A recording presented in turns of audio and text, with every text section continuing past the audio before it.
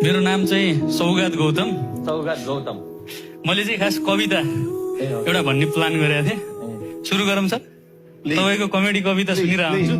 मेरो कविताको शीर्षक छ बेचिएका सपनाहरू भन्ने। अलि सिरियस छ है, फेरि हल्का नाच्दिनु होला। बेचिएका सपनाहरू। आमाले छोरो बेचिन्, श्रीमतीले श्रीमान बेचिन्, ऊ आफैले राष्ट्रियता बेच्यो, देशले नैतिकता बेच्यो, अनि बल्ल किनिएको हो 1.5 लाखको आइफोन, अनि बल्ल खिचिएको व्हाइट हाउस अगाडि सेल्फी, अनि बल्ल जोडिएको काठमाडौँको मुटुमै घडेरी।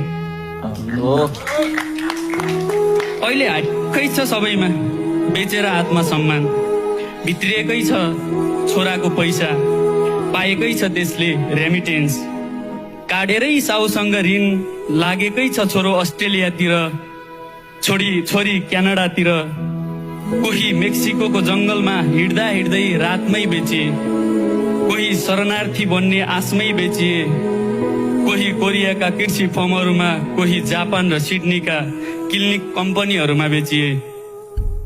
घर घर उत्पादन भएकै छन् विदेशीलाई योग्य कामदारहरू, देश नै रित्तिने गरी बढेकै छ वैदेशिक पलायन। जब देशमा मान्छे नै सकिन्छन्, बुबालाई खाडीमा बेचेर किनेको आइफोनले छोरीले कोसँग फोटो खिचाउलिन्, श्रीमानलाई लन्डनमा बेचेर किनेको गहना श्रीमतीले कसलाई देखाउलिन्।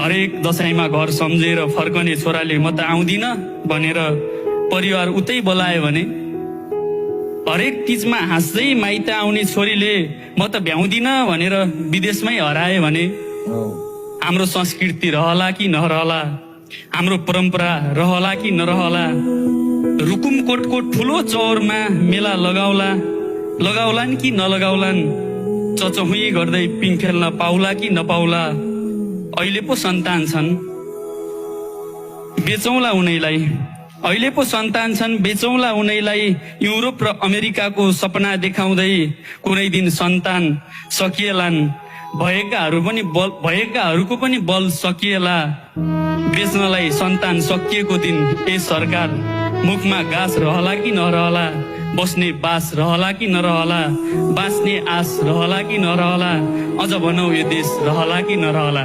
धन्यवाद।